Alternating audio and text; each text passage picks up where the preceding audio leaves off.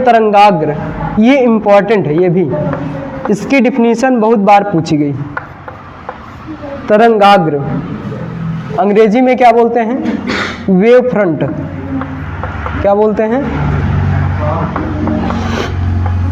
Wave front, तरंगाग्र। तरंगाग्र क्या होता है कि जैसे अगर कोई प्रकाश है, वो किसी माध्यम में अगर वो संचरित हो रही है, किसी माध्यम में प्रकाश संचरित हो रही हो, तो उस प्रकाश संचरण के अभिलंबवत अगर कोई पृष्ठ खींचा जाए, प्रकाश संचरण की दिशा के अभिलंबवत, उसकी दिशा के अभिलंबवत लेना है, ठीक। जैसे प्रकाश मान लो ऐसे संचरित हो रही है, तो ऐसे पृष्ठ खींचना है, वो पृष्ठ खींचा जाए कि जिसमें माध्यम के सभी कण कंपन की समान कला में हो, कंपन की समान कला में हो, सो नहीं, कंपन की क्या हो? समान कला में हो। कंपन की समान कला में, कला मतलब क्या होता है? फेज, जो पढ़े हो किसमें? हाँ, प्रत्यावर्ती धारण नहीं पढ़े थे? फेज मतलब कितनी तरह से एक्टिंग कर सकता है, वो उसकी कला होती है। कितने तरह से मुंह को घुमा सकते हो, मुंह को इधर उधर टेढ़ा मेढ़ा बना सकते हो, वो तुम्हारी भी कला होती है, ठीक। तो इसका मतलब जैसे क्या हुआ कि एक पार्टिकल इस एक टाइम पे अगर ऊपर जा रहा है, क्या हो रहा है? ऊपर जा रहा है, तो दूसरा पार्टिकल क्या होगा? ये भी ऊपर जा रहा होगा, सेम उसी तरह से। अगर दूसरा एक पार्टिकल नीचे की तरफ आ रहा है, तो दूसरा पार्टिकल भी नीचे की तरफ आ रहा होगा। अगर ऐसा हो रहा है, तो इसका मतलब वो क्या है? सेम कलम है, मतलब उसमें क्या हो, एक तरह से सेम टू सेम वैसा क्रिया करे जैसा पीछे वाला है, ठीक है। मतलब जिस रास्ते से पहला वाला गुजर रहा है, सेम उसी रास्ते से उसके पीछे वाला भी गुजरे, तो उसे बोलेंगे सेम कलम, एंगल सब सेम रहे, ठीक। तो उसे क्या बोलेंगे? सेम फेज में है। अगर ऐसा है तो उस पृष्ठ को हम लोग क्या बोलेंगे? तरंगाग्र बोलेंगे। क्या बोलेंगे? तरंगाग्र। अब यहाँ पे पृष्ठ तो हम कई तरह से खींच सकते हैं, पृष्ठ कई तरह से खींच सकते हैं। उसी हिसाब से जो तरंगाग्र होता है वो कई प्रकार से होता है। जैसे हम लोग पृष्ठ कई तरह से खींच सकते हैं, उसी तरह से जो तरंगाग्र होता है वो भी कई प्रकार से होता है। इसमें से सबसे पहला क्या है? जैसे सबसे पहले की बात करते हैं, समतल तरंगाग्र। किसकी बात करते हैं? समतल तरंगाग्र, प्लेन वेव फ्रंट। कैसा wave front? Plane wave front, ठीक। प्लेन वेव फ्रंट क्या होता है? अब इसका मतलब जो तरंगाग्र बांटा गया वो पृष्ठ ही तो बताता है तरंगाग्र को, तो पृष्ठ कैसा है उसी के आधार पे ये जो तरंगाग्र है इसके प्रकार भी हैं। नाम क्या है? समतल। क्या नाम आया है? समतल। तो इसका मतलब जो तरंगाग्र होगा, कैसा तरंगाग्र है? समतल, तो उसका पृष्ठ भी कैसा होगा? समतल होगा, ठीक। तो इसके लिए क्या होता है कि जैसे मान लो कि जो प्रकाश संचरित हो रही हो, जो प्रकाश आ रही है वो बहुत दूर से आ रही हो, बहुत दूर से आ रही हो, जिसको इनफाइनाइट बोलते हो।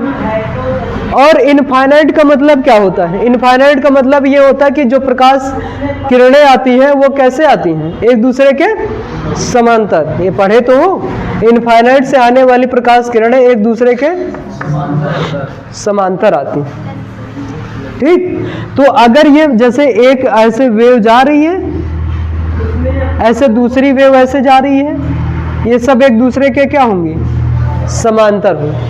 तो इसको क्या बोलोगे? अगर प्रकाश किरणें, जो प्रकाश संचरित हो रही है वो बहुत दूर से आ रही हो अथवा एक अकेली दिशा में संचरित हो रही है। बहुत दूर से आ रही हो तो एक ही दिशा में तो जाएगी, एक समांतर है, तो इसका मतलब सबकी डायरेक्शन क्या हो गई? सेम। या उसे क्या बोले? एक अकेली दिशा में ही संचरित हो रही हो। तो उसके लिए यहाँ पे तरंग संचरण की दिशा के अभिलंबवत पृष्ठ खींचना है हमें। जो पृष्ठ खींचा जाएगा वो तरंग संचरण की दिशा के अभिलंबवत, मतलब इसके अभिलंबवत ऐसे खींचेंगे, ऐसे, ठीक। मतलब ये जो पृष्ठ होगा किस तरह से होगा? जैसे यहाँ पे ये बना ना, ऐसे ये अगर इससे से ऐसे पार हो रही है, इधर से ऐसे जा रही, इधर से ऐसे निकल रही है, ऐसे, ठीक, प्रकाश किरणें तो इस ऐसे जा रही थी, इसका मतलब ये तल क्या होगा, प्रकाश किरण जो संचरित हो रही हैं उनके क्या है, लंबवत है। या जो तरंगे हैं, तरंगे अगर एक अकेली दिशा में संचरित हो रही हों अथवा बहुत दूर से आ रही हों तो क्या होगा, जो तल खींचोगे तरंग संचरण की दिशा के लंबवत, उस में उपस्थित जो उस माध्यम में उपस्थित माध्यम के कण होंगे वो सब समान कलम होंगे। कैसे होंगे, समान कलम। जैसे यहाँ देखोगे, ये अगर फिगर थोड़ा सही नहीं बना है, यहाँ से देखो सेम ऐसे दूसरा भी होना चाहिए, ये ऐसे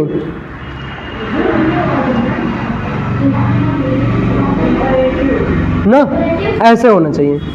तो यहाँ से देखोगे ये जैसे ये वाला इसका ये पॉइंट है वैसे ये पॉइंट है, देखो सेम, ये ऊपर है तो ये भी ऊपर है, यहाँ पर नीचे देखो इतना नीचे है तो ये भी इतना, ऐसे ये एकदम नीचे तो ये भी नीचे। तो इस पृष्ठ के अंदर जो कण है वो क्या है, सेम फेज में मिलेंगे। उस पे जो फेज मिलेगा मतलब कण का जो कलांतर मिलेगा, कला, वो क्या होगा, सेम होगा। ठीक, एक कण ऊपर जा रहा है तो दूसरा भी ऊपर जा रहा है, दूसरे का जो दूसरी तरंग है उसका भी कण ऊपर जा रहा होगा। ठीक, तो इस पृष्ठ को हम लोग क्या बोलेंगे, समतल तरंगाग्र। याद हो जाएगा। ठीक, अब ऐसे होता है गोलीय तरंगाग्र। गोलीय तरंगाग्र क्या होता है, गोलीय तरंगाग्र के लिए मतलब जो स्रोत होगा वो बिंदु के आकार का होगा। मान लो जैसे अगर कहीं से प्रकाश निकल रहा है, वो प्रकाश कहाँ से निकल रहा है, किसी बिंदुवत स्रोत से। जैसे एक लाइट है, बल्ब है, एकदम चारों तरफ से गोल है, तो उससे जो प्रकाश निकलेगी वो चारों तरफ निकलेगी। अब उससे अगर चारों तरफ प्रकाश निकलेगी तो इधर भी ऐसे जाएगी, अगर ऐसे लोगे तो ऐसे जाएगी, या सिंपल ऐसे दिखा सकते हो, ऐसे भी दिखा सकते हो, लाइट कोई दिक्कत वाली बात नहीं है। क्योंकि जब दूर से ऐसे देखते हैं लाइट ऐसे लगता है कि सीधी तो आ रही है ना, वे वाला रूप तो दिखता नहीं हमको, तो ऐसे निकल रही है। अब यहाँ से जैसे हम लोग बनाते हैं, ये इसके लिए पृष्ठ खींचेंगे तो गोली पृष्ठ, इसके लिए कैसा पृष्ठ होगा, गोली, क्योंकि गोली पृष्ठ ऐसा पृष्ठ होगा कि जो प्रकाश, जैसे इधर देखो ये प्रकाश जा रही है तो ये क्या होगा, लंबवत होगा।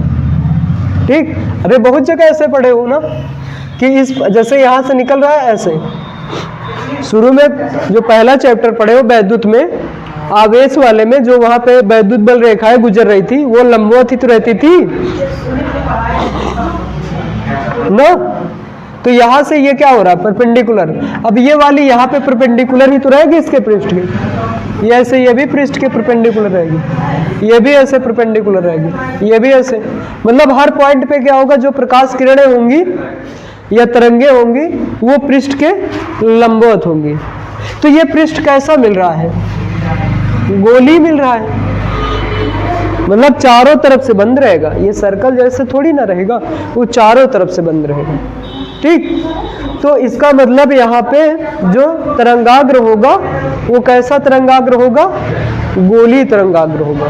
कैसा तरंगाग्र होगा, गोलीय तरंगाग्र। ऐसे तरंगाग्र को हम लोग क्या बोलेंगे, गोलीय तरंग। तो क्या बोलोगे, अगर जो स्रोत है, तरंग स्रोत है या प्रकाश स्रोत है, वो अगर बिंदुवत हो तो दो प्रकाश स्रोत को केंद्र मानकर खींचा गया वह गोलीय पृष्ठ, जिसमें उपस्थित माध्यम के सभी कण कंपन की समान कला में हो, तो उसे हम लोग क्या बोलेंगे, गोलीय तरंगाग्र बोलेंगे। क्या बोलेंगे, गोलीय तरंगाग्र। ऐसे ही लिखना। ठीक, अब जैसे कुमार मित्तल ये नूतन वाली बुक और सब में है, कई में ऐसे दो ही वेव फ्रंट दिए हैं, लेकिन कहीं कहीं पे 3 वेव फ्रंट बोले हैं कि जो तरंगाग्र होते हैं वो कहीं कहीं पे लिखा है कि 3 तरह से होते हैं, 3 तरह से होते हैं। तो ये तीसरा भी जान लेते हैं। तीसरा क्या होता है, बेलनाकार। कैसा होता है, बेलनाकार। मतलब अगर जैसे जो प्रकाश स्रोत है वो किसके आकार का हो, एक लाइन के जैसा हो, स्टिक जैसा, जैसे रॉड होता है, रॉड। तो अगर ऐसा है, मतलब ऐसे समझो कि इसके ऐसे एक स्टिक है, इसके इधर भी लाइट, इधर भी लाइट, इधर भी लाइट, इधर भी लाइट, ऐसे ऐसे कुल लाइट लगी है। तो इसका मतलब जो यहाँ से प्रकाश किरण निकलेगी वो ऐसे निकलेंगी, इधर ऐसे निकलेंगी ना, इधर ऐसे, इसके नीचे ऐसे। ठीक, तो यहाँ पे जो प्रकाश ये जो पृष्ठ खींचोगे ऐसे मिलेगा, ऐसे, ठीक, मतलब ये पूरा ऐसे पृष्ठ मिलेगा, ऐसे कैसा, बेलन के जैसा, समझ रहे हो कि नहीं? मतलब ऐसे आगे भी तो निकलेगी, ऐसे ऐसे इसके सामने, ऐसे उस साइड, पीछे साइड भी निकलेगी, ऊपर नहीं, पीछे उस साइड, ठीक। तो ऐसे तरंगाग्र को हम लोग क्या बोलेंगे? बेलनाकार तरंगाग्र, सिलिंड्रिकल वेव फ्रंट बोलेंगे, ठीक। अगर तरंग स्रोत कैसा हो? लाइन के आकार का हो, रेखीय हो, रेखीय हो, स्टिक जैसा, तो उसको अक्ष मानकर, उस तरंग स्रोत को अक्ष मानकर खींचा गया वह बेलनाकार पृष्ठ जिसमें माध्यम के सभी कण, जिसमें उपस्थित माध्यम के सभी कण कंपन की समान कला में होते हैं, उसे क्या बोलोगे? बेलनाकार तरंगाग्र बोलोगे, ठीक। अब इसी की सहायता से, जैसे यहाँ पे इसी को पहले वेव फ्रंट को डिफाइन किया, उसी की सहायता से हाइगेंस ने अपना सिद्धांत प्रस्तुत किया। क्या प्रस्तुत किया? सिद्धांत। वहां पे आया जैसे ये जो तरंग यहाँ से उत्सर्जित हो रही हैं, इनको बोला गया तरंगिकाएं। जो ये हाइगेंस थे उन्होंने इसका क्या नाम दिए? तरंगिकाएं, ठीक, तरंगिकाएं दिए। और ये तरंगिकाएं जैसे क्या हुआ कि माध्यम में एक समान वेग से आगे ऐसे बढ़ रही। अब उन्होंने बताया कि जो ये पृष्ठ है, जो इसे तरंगाग्र है, ये जो तरंगाग्र है, उसमें जो माध्यम के कण हैं वो एक नए तरंग स्रोत की भांति व्यवहार करते हैं। मतलब इसमें जितने भी माध्यम के कण हैं वो एक नए तरंग स्रोत की भांति व्यवहार करते हैं और उनसे क्या होती हैं? नई तरंगिकाएं उत्सर्जित होती हैं। मतलब ऐसे ऐसे ऐसे, ये जैसे पहले ये ऐसे ऐसे गए, ठीक, ऐसे ऐसे तरह से आगे बढ़ रही है तरंगिकाएं। मतलब जैसे क्या हुआ कि एक लाइट है, लाइट से ऐसे ऐसे वाइब्रेट करते हुए चारों तरफ से ऐसे तरंग के रूप में प्रकाश आगे बढ़ रही है। और उसमें जो तरंग, जैसे एक तरंग बना इस स्रोत के कारण, वो जो तरंग बना है उसके माध्यम में जो कण है वो नए तरंग स्रोत की भांति व्यवहार कर रहा है। उससे जो तरंगिकाएं निकल रही वो भी सेम स्पीड से, जैसे ये पहला वाला तरंगाग्र जिस स्पीड से बढ़ रहा था वैसे ये भी बढ़ रही है। मतलब ये दूसरा कण इससे भी ऐसे निकल रही है, ऐसे इससे आगे बढ़ रही है, ठीक, ऐसे ऐसे आगे बढ़ रही, मतलब चारों तरफ से लाइट फैल रही है, प्रकाश ऐसे फैल रही है। तो ये पहले वाले को क्या बोला गया? प्राथमिक तरंगिकाएं या सिंपल तरंगिकाएं बोला गया। और जो ये माध्यम में उपस्थित ये कण है, नए तरंग स्रोत की भांति व्यवहार करते हैं, इनसे जो तरंगिकाएं उत्सर्जित हुई इनका क्या नाम दिया गया? द्वितीयक तरंगिकाएं। क्या नाम दिया गया? द्वितीयक तरंगिकाएं, ठीक। तो चलो इतना पहले पढ़ लो, उसके बाद वो तरंग स्रोत पढ़ते हैं हाइगेंस का, वो बहुत ज्यादा इंपॉर्टेंट है, ये भी इंपॉर्टेंट है। तो सीधा सीधा बात लिखो तरंगाग्र से, इसके पहले का कुछ नहीं आता है, ठीक। न्यूटन का कड़िका सिद्धांत तो फेल ही हो गया था, उसको कोई पूछता नहीं है।